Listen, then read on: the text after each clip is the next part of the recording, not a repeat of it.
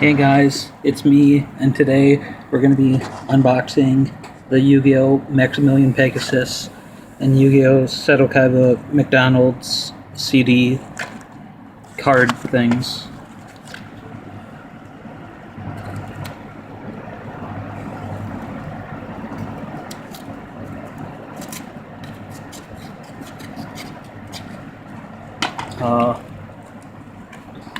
In the Pegasus one, see, Pegasus comes with the CD, who cares, and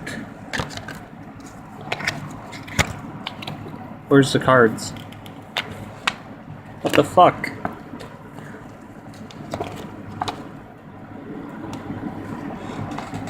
There's no cards inside.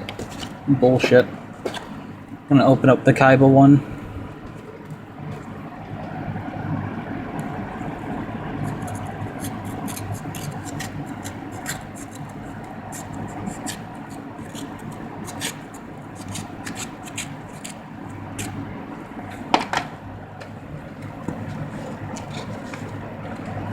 Wait, Kaiba.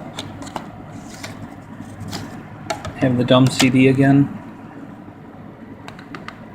And no cards again. Wow, this is bullshit.